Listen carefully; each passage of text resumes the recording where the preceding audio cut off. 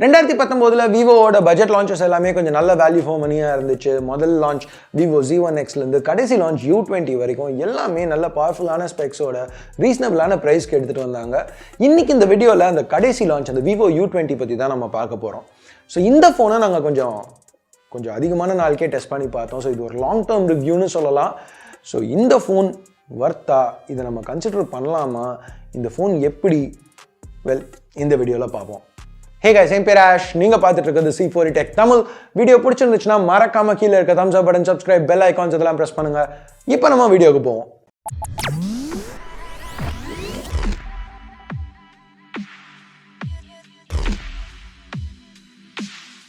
So இந்த வீடியோவில் முதல்ல எதெல்லாம் எங்களுக்கு பிடிச்சிருந்துச்சு அப்படிங்கிறத பற்றி பார்ப்போம். அதுக்கப்புறம் எதெல்லாம் எங்களுக்கு பிடிக்கல அப்படிங்கிறத பற்றி பார்ப்போம். ஸோ முதல்ல கேமராஸ்லேருந்து ஆரம்பிப்போம். ஸோ இங்கே விவோ U20 கேமராஸ் நல்லா கொடுத்துருக்காங்கன்னு சொல்லலாம். பிரைமரி ஒரு 16 மெகா பிக்சல் சோனி சென்சர், இது f1.8 லென்ஸோட வருது. ஸோ இங்கே நல்ல நேச்சுரலான டெப்த் ஆஃப் ஃபீல்டு இருக்குது, அதாவது பேக்ரவுண்ட் பிளரிங். ஸோ இந்த வெள்ளைப்பூவோட பிக்சர் பார்க்கல உங்களுக்கே தெரியும். பிக்சர்ஸ் ஜென்ரலாக நல்லா ஷார்ப்பாக ரிச்சான கலர்ஸோட வருது. லோ லைட் கண்டிஷன்ஸில் விவோ U20யோட நைட் மோடும் நல்லா தான் பெர்ஃபார்ம் பண்ணுது. Redmi Note 8 அளவுக்கு இருக்குன்னு சொல்ல மாட்டேன், எஸ்பெஷலி டீட்டெயிலிங்கில் அந்த அளவுக்கு இல்லை. ஆனால் பிக்சர்ஸ் யூஸபிளாக இருக்குது, நாய்ஸ் லெவல்ஸ் கம்மியாக இருக்குது, கலர்ஸ் நேச்சுரலாக இருக்குது. வைட் ஆங்கிள் அப்படின்னு வரையில் இங்கே இந்த 8 மெகா பிக்சல் கேமரா திருப்பியும் நல்லா தான் பெர்ஃபார்ம் பண்ணுது. டைனாமிக் ரேஞ்ச் கொஞ்சம் கம்மியாக இருக்குது, பட் இந்த செக்மெண்ட்டில் அது நம்ம காமனாக பார்க்குறது தான். ஸோ அதை ஒரு பெரிய நெகட்டிவாக எடுத்துக்க முடியாது.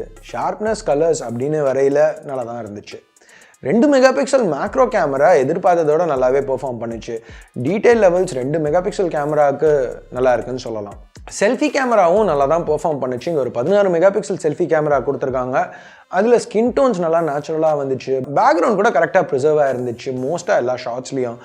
போர்ட்ரேட்ஸ் எடுக்கையில் சில நேரம் பேக்ரவுண்ட் ஓவர் எக்ஸ்போஸ் ஆச்சு, ஆனால் இது சில நேரம் தான். மோஸ்ட்டாக நிறைய ஷார்ட்ஸில் கரெக்டாக தான் வந்துச்சு. எட்ஜ் டிடெக்ஷன் ஓகேன்னு சொல்லலாம்.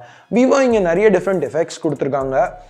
ப்ளஸ் ஏஐ பவர்ட் பியூட்டி மோடும் இருக்குது. ஸோ உங்களுக்கு வேணும்னா அதை யூஸ் பண்ணிக்கலாம்.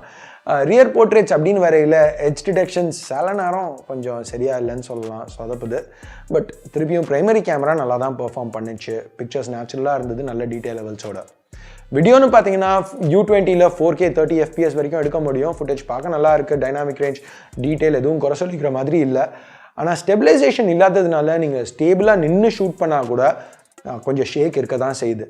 EIS 1080pல ஒர்க் ஆக ஆரம்பிக்குது. இந்த ரெசல்யூஷனில் கூட வீடியோ நல்லா ஷார்ப்பாக இருக்குது. வைட் ஆங்கிள் கேமராவில் கூட இங்கே வீடியோ கேப்சர் சப்போர்ட் கொடுத்துருக்காங்க. ரொம்ப டீட்டெயில்டாக இருக்குன்னு சொல்ல மாட்டேன், பட் கண்டிப்பாக யூஸபிள் ஃபுட்டேஜ் கிடைக்குது. ஸோ ஓவரால் கேமராஸ் அப்படின்னு வரையில் இந்த செக்மெண்ட்டுக்கு U20 ரொம்ப நல்ல கேமராஸ் தான் கொடுத்துருக்காங்க. வீடியோஸும் சரி, அந்த 16 மெகா பிக்சல் ப்ரைமரி கேமராவும் சரி, அது இன்ஃபேக்ட் சில நேரத்தில் அதோட இன்னும் அதிகமான ரெசல்யூஷனில் உள்ள காம்படிஷன் கேமராஸோட நல்லாவே பெர்ஃபார்ம் பண்ணுது. இந்த செக்மெண்ட்டுக்கு U20 நல்ல கேமராஸ், செல்ஃபீஸ் எல்லாமே நல்லா பண்ணியிருக்காங்க. அடுத்து பெர்ஃபார்மன்ஸ் அப்படின்னு பார்க்கல இந்த ஏரியாவும் விவோ நல்லா கவர் பண்ணியிருக்காங்கன்னு சொல்லலாம். நாங்கள் யூஸ் பண்ண டயத்தில் U20 எந்த லேக், எந்த ஃப்ரேம் ட்ராப்ஸும் நாங்கள் ஃபேஸ் பண்ணல. இப்போ என்னோடய கலீக் அமர்த்தி அதை டெஸ்ட் பண்ணல. ரைட் ஷேடோ லெஜெண்ட்ஸ் அப்படின்னு ஒரு கேமை அதிகமாக விளையாட ஆரம்பிச்சாப்புல. வீட்டிலேருந்து ஆஃபீஸ் வரைக்கும் ஃபோன் கால் பேசையில், தூங்கையில், எந்திரிக்கையில், சாப்பிடையில், உருளையில் எல்லா நேரத்துலையும் அதே கேம் தான். ஸோ எந்த வேலையும் பண்ண வைக்கிறது. இந்த ரிவ்யூ ஏன் இத்தனை நாள் ஆச்சுன்னு நினைக்கிறீங்க? அதுக்கு காரணம் இதுதான். பட் எனிவே அவ்வளோ விளையாடியும் பர்ஃபார்மன்ஸ் நல்லா தான் இருந்துச்சு. ஸோ நிறைய டிஃப்ரெண்ட் சினாரியோஸில் டெஸ்ட் பண்ணி பார்த்தாச்சு. இது மட்டும் இல்லை, இன்னும் நிறைய கேம்ஸும் டெஸ்ட் பண்ணி பார்த்தோம். டிமாண்டிங்கான கேம்ஸ் டெஸ்ட் பண்ணி பார்க்கல கூட இங்கே உள்ள Adreno 612 GPU நல்லாவே பெர்ஃபார்ம் பண்ணிச்சு. ஓவரால் பர்ஃபார்மன்ஸ்னு வரையில் இங்கே நல்லா தான் இருக்குது. எந்த குறையும் சொல்லிக்கிற மாதிரி இல்லை. U20 கேமிங் மட்டும் இல்லை, டே டு டே டாஸ்க்ஸும் நல்லா தான் பெர்ஃபார்ம் பண்ணுது. ஸோ இங்கே day to day task help பண்ணுறதுக்கு 4 இல்லை 6 GB RAM இருக்குது. ஸோ மல்டி டாஸ்கிங்கில் எந்த ரீலோட்ஸும் நாங்கள் நோட்டீஸ் பண்ணல. 2 ஆப்ஸ்குள்ளே மாற்றி ஜம்ப் பண்ணுறது பெரிய பிரச்சனை இல்லை. மெமரி பற்றி பேசல, இங்கே 4 இல்லை 6 GB RAM வெர்ஷன்ஸ் ரெண்டுமே 64 GB UFS 2.1 ஸ்டோரேஜோடு வருது. டெடிகேட்டட் மைக்ரோ SD கார்டு சப்போர்ட்டும் கொடுத்துருக்காங்க எக்ஸ்பான்ஷனுக்கு. ஓவரால் இந்த ப்ரைஸ்க்கு இது ரொம்பவே ஒரு நல்ல ஹார்ட்வேர் செட்டப்னு சொல்லலாம். ஸோ இங்கே பர்ஃபார்மன்ஸ் மட்டும் இல்லை, பேட்டரி லைஃபும் நல்லா இம்ப்ரெசிவாக இருக்குது. இங்கே ஒரு 5000 mAh பேட்டரி இன்க்ளூட் பண்ணியிருக்காங்க. 11 nm Snapdragon 675ஓட சேரையில் ஈஸியாக 1.5 நாள் பேட்டரி நிற்குது. அப்படி பேட்டரி காலி ஆகிடுச்சுன்னா டியூவல் இன்ஜின் ஃபாஸ்ட் சார்ஜர் பாக்ஸ்லேயே இன்க்ளூட் பண்ணுறாங்க. ஸோ ஃபாஸ்ட்டாக சார்ஜ் பண்ணிக்கலாம். ஸோ பேட்டரி பற்றி இங்கே குறை சொல்லிக்கவே முடியாதுன்னு சொல்ல மாட்டேன். ஏன்னா குறை தான் சொல்ல போகிறேன். ஒரு குறை இருக்குது, என்னென்னு பார்த்தீங்கன்னா மைக்ரோ யூஎஸ்பி போர்ட் யூஸ் பண்ணியிருக்காங்க. இப்போ காம்படிஷன் எல்லாருமே டைப் சிக்கு மாறிட்டாங்க. அப்படி இருக்கையில் இன்னமும் விவோ இங்கே மைக்ரோ யூஎஸ்பி யூஸ் பண்ணுறது கொஞ்சம் வருத்தப்பட வேண்டிய விஷயம்தான். பட் அது தவிர U20 ஸ்பெக்ஸ்னு பார்த்தீங்கன்னா இங்கே எல்லாமே டீசெண்டாக கொடுத்துருக்காங்கன்னு சொல்லலாம்.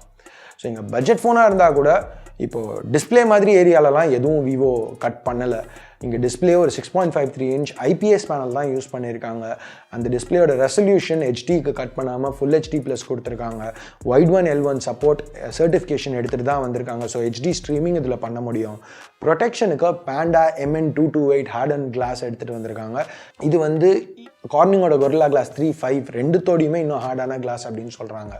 இதை இந்த டிஸ்பிளேயை சுற்றி உள்ள பெசல்ஸும் நல்லா ஸ்லிம்மாக இருக்குது. ப்ளஸ் டாப்பில் உள்ள நாட்ச் வந்து கொஞ்சம் சின்னதாக தான் இருக்குது. ஸோ இதில் வந்து ஒரு 16 மெகாபிக்சல் செல்ஃபி கேமரா இருக்குது. ஸோ அந்த தின்னான பெசல்ஸ் ப்ளஸ் அந்த விவிடான ஸ்க்ரீன், நல்ல வியூயிங் ஆங்கிள்ஸ், இதெல்லாம் சேர்த்து வரையில் அந்த எக்ஸ்பீரியன்ஸ் நல்லா இமர்சிவாக இருக்குன்னு சொல்லலாம். ஸோ இங்கே ஒரு நெகட்டிவ் அப்படின்னு சொல்லணும்னா பிரைட்னஸ். ஸோ சில நேரம் வெளில சென்னை வெயிலில் இந்த டிஸ்பிளேயை பார்க்கையில் என்ன இருக்குங்கிறத பார்க்குறது கொஞ்சம் கஷ்டமாக இருக்குது. இந்த செக்மெண்ட்டில் அது காமனாக உள்ள ஒரு பிரச்சனை தான். பட் ஆனாலும் ஒரு பிரச்சனை தான். எனிவே இந்த 6.53 இன்ச் இந்த 5000 mAh பேட்ரி இதெல்லாம் இருந்தாலும் விவோ இந்த U20யோட வெயிட்டை 195 கிராமுக்கு கம்மியாக எடுத்துகிட்டு வந்திருக்காங்க. ஸோ அதனால பாக்கெட்டில் வச்சிருக்கையில் ரொம்ப ஹெவியாக இருக்கிற ஃபீலோ இல்லை கையில் யூஸ் பண்ணையில் கையில் வச்சு ஒரு படம் பார்த்தா ரொம்ப ஹெவியாக இருக்கிற ஃபீலோ இல்லை. அஃப்கோர்ஸ் இந்த சைஸ் இருக்கிறதுனால நிறைய நேரம் 2 கையில் தான் யூஸ் பண்ணோம். பட் ஓவரால் இன்ஹேண்ட் ஃபீல் நல்லா இருக்குன்னு சொல்லலாம். பேக் வந்து பிளாஸ்டிக், அதனால ரொம்ப ப்ரீமியமான ஃபீல் கிடையாது. இப்போ ரெட்மி நோட் 8 அளவுக்கு ஒரு ப்ரீமியமான ஃபீல் கிடையாது. பட் கிளாஸ் இல்லைங்கிறத ஒரு மேஜர் நெகட்டிவாக சொல்ல முடியாது. ஏன்னா நோட் 8ல் மட்டும்தான் கிளாஸ் இருக்குது. இந்த செக்மெண்ட்டில் மோஸ்ட்டாக எல்லா ஃபோன்ஸும் பிளாஸ்டிக்கோட தான் வருது. ஸோ எனிவே மற்றபடி மிச்ச சொச்சம் அப்படின்னு பார்த்தீங்கன்னா இப்போ U20ல் ஒரு கெப்பாசிட்டிவ் ஃபிங்கர் பிரிண்ட் சென்சர் கொடுத்துருக்காங்க. அது வந்து நல்லா ஃபாஸ்ட்டாக தான் ஒர்க் ஆச்சு. மற்றபடி எல்லா ரெகுலர் சென்சர்ஸும் இங்கே இருக்குது. FM ரேடியோ கிடையாது. ஸோ அது ஒரு சின்ன நெகட்டிவ். ஸ்பீக்கர் வந்து நல்லா லவுடாக இருக்குது, பட் ரிச்சாக இல்லை. ஹெட்ஃபோன் ஜாக்லேருந்து வர ஆடியோ நல்லாவே இருந்துச்சு. செல் ரிசெப்ஷன், கால் குவாலிட்டின்னு பார்த்தா எதுவும் குறை சொல்லிக்கிற மாதிரி இல்லை. எந்த பிரச்சனையும் இல்லை. கால்ஸ் எங்கேயும் ட்ராப் ஆகல. ரிசெப்ஷன் மற்ற ஃபோன்ஸில் இருக்கிற மாதிரி தான் இருந்துச்சு. ஓகே, ஸோ இங்கே எது வந்து இந்த ஃபோனோட மெயின் நெகட்டிவ் அப்படின்னு பார்த்தீங்கன்னா இதனால் நீங்களே கெஸ் பண்ணியிருப்பீங்க. Software FunTouch OS 9.2. இங்கே ஃபண்டமெண்டலாக எந்த பிரச்சனையும் இல்லைங்க. இப்போது இது நல்லா ஆப்டிமைஸ் சாஃப்ட்வேர் தான்.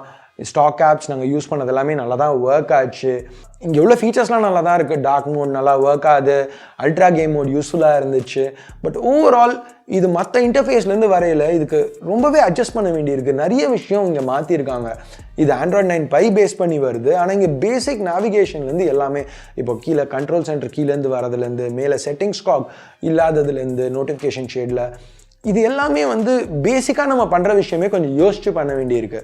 எந்த இன்டர்ஃபேஸாக இருந்தாலும் ஒரு ப்ளூடூத் டாகிள் பண்ணுறதோ இல்லை செட்டிங்ஸ் மெனுக்கு போய் பெர்மிஷன்ஸ் செக் பண்ணுறதோ சிம்பிளான விஷயம். பல வருஷமாக ஆண்ட்ராய்டு யூஸ் பண்ணி நம்மளுக்கு ஈஸியாக வருது. இது எல்லாமே இங்கே விவோவில் இந்த FunTouch OSல யூஸ் பண்ணோன்னா நம்ம கொஞ்சம் யோசிச்சு பண்ண வேண்டியிருக்கும், ரீலேர்ன் பண்ண வேண்டியிருக்கும்.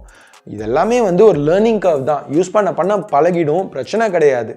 பட் மென்ஷன் பண்ண வேண்டிய ஒரு விஷயம், இந்த லேர்னிங் கர்வ் தான் இங்கே வந்து பிரச்சனையே தவிர இன்டர்ஃபேஸ் ப்ராப்ளம் கிடையாது. இன்டர்ஃபேஸ் சாலிடாக இருக்குது, ஸ்டேபிளாக இருக்குது, ஃபீச்சர்ஸ் நல்லா தான் இருக்குது. பட் பழகிறதுக்கு கொஞ்சம் டைம் ஆகும். அதுதான் இந்த ஃபோனில் ஒரு நெகட்டிவ். ப்ளஸ் ஸ்டார்டிங்கில் நாங்கள் யூஸ் பண்ணையில் கொஞ்சம் அந்த ப்ரீ இன்ஸ்டால் ப்ளோட்வேர்லேருந்து கொஞ்சம் ஆட்ஸ் இருந்துச்சு.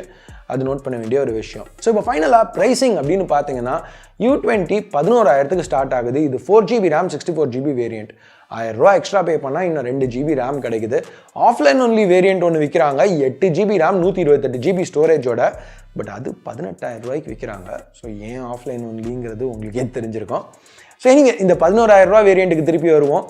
இந்த ரேட்டுக்கு U20 ரொம்பவே ஒரு வர்த்தான ஃபோனுன்னு சொல்லலாம். ஒரு பவர்ஃபுல்லான ப்ராசஸர், நல்ல cameras, fast charging, full HD+ screen, நல்ல ப்ரொடெக்ஷன், உங்களுக்கு அந்த FunTouch OS பழகிற டைம் பரவாயில்ல, ப்ளஸ் அந்த micro USB port okay, FM radio இல்லாதது ஓகே அப்படின்னு நினச்சிங்கன்னா இந்த U20 ஃபோனை நீங்கள் கண்டிப்பாக கருதலாம். ஸோ நாங்கள் ரொம்ப நாள் யூஸ் பண்ணி பார்த்துட்டு இதுதான் எங்களோட ஃபைனல் கன்க்ளூஷன். ஸோ நீங்கள் என்ன நினைக்கிறீங்க? இந்த 10,000 ரூபா செக்மெண்ட்டில் ஒரு ஃபோன் வாங்கணுன்னா U20 கன்சிடர் பண்ணுவீங்களா? இல்லைனா வேறு ஏதாவது ஃபோன் பெட்டர்னு நினைக்கிறீங்களா? உங்கள் கருத்தை கீழே உள்ள கமெண்ட் செக்ஷனில் சொல்லுங்கள். ஸோ அவ்வளோதான் இந்த வீடியோக்கு பிடிச்சிருக்கு பிடிக்கல என்ன நினைக்கிறீங்களோ அதை பேஸ் பண்ணி கீழே உள்ள thumbs up thumbs down பட்டனை ப்ரெஸ் பண்ணுங்க. சப்ஸ்கிரைப் பண்ணலன்னா சப்ஸ்கிரைப் பட்டன் ஏற்கனவே சப்ஸ்கிரைப் பண்ணியிருந்தீங்கன்னா பக்கத்தில் உள்ள பெல் ஐக்கான் இதெல்லாம் ப்ரெஸ் பண்ணுங்க. அப்போ தான் நான் போடுற வீடியோஸை நீங்கள் மிஸ் பண்ணாமல் பார்க்க முடியும். ஸோ அடுத்த வீடியோவில் உங்களை திருப்பி சந்திக்கிற வரைக்கும் என் பேர் ஆஷ், நீங்கள் பார்த்துட்டு இருக்கிறது C4 Tech Tamil. Have a nice day. Bye.